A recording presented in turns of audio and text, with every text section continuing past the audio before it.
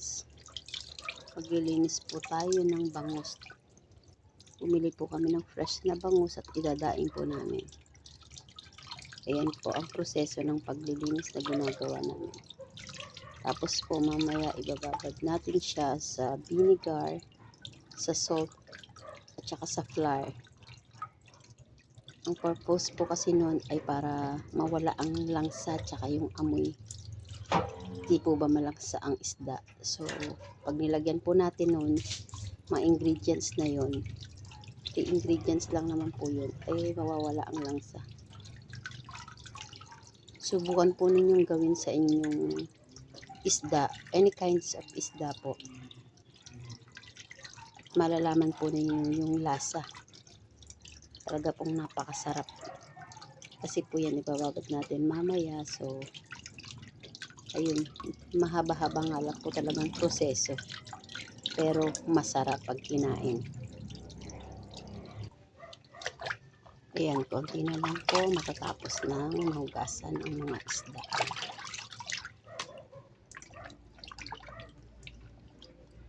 Ang gagawin po pala natin guys ay daing na bangus. Daing po yan. Ayan. Dami po.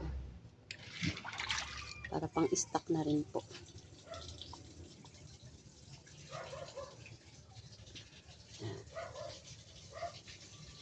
So ayan guys, tinakpan natin para hindi bumagsak yung dahil ibababad nga po natin sa suka at asin. So tinakpan natin yung singaw. Ayan po. Kasi yan ang next step yung gagawin natin. Para po makuha nyo ang linamnam ng daing na bangus. Yun po ang ating gagawin. Kailangan po talagang masarap. Walang lasang malangsa o kung anong lasa pa man ang naandyan. Ayan na guys.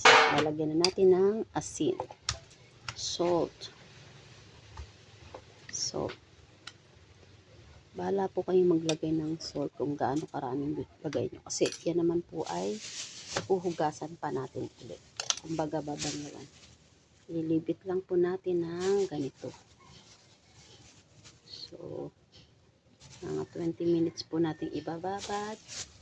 At saka, flour na po pala yun. Tsaka ito naman po, vinegar. Yan. Kung may lemon po kayo or kalamansi, pwede naman po. Yan lang po. Yan. Kailangan po natin mababad siya. Ayan. Luin lang po natin. Ganyanin natin para yung suka at asin tsaka harina ay ma-spread. Ayan. Pagkatapos nga po, ayan. Pwede naman po sa planggana, kaso po marami po kasi ito. Kaya dito na lang po. Dito ko na lang po ginawa. Kasi malaki naman po yung ating lababo. Kaya ayan. Ayan po ang proseso na ginagawa. Subukan nyo pong gawin. Try nyo po sa inyong bahay.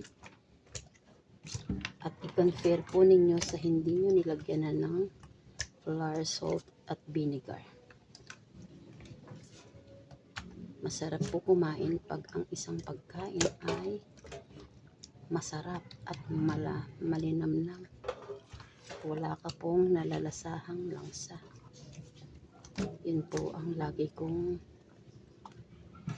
gusto kasi mahina po ako sa mga langsa. Yan guys. So guys, okay na yan. Ilipit lang po natin ng mga 20 minutes tsaka po natin uli babanlawan. Ayan na po, babanlawan na po natin ang ating isda na ibinabad sa suka, harina at saka asin. Babanlawan na po natin yan at titimpla na natin ng suka, bawang, paminta, asin. Yun lang po ang gagawin natin dyan. Kasi po yan ay daing na bangus. Then, lalagyan na po natin sa freezer para kung gusto natin, nagustuhan po natin magluto ng daing na bangus, ay meron po. may stock po tayo. Yun lang po mga guys. Maraming salamat po sa panonood. Thank you so much.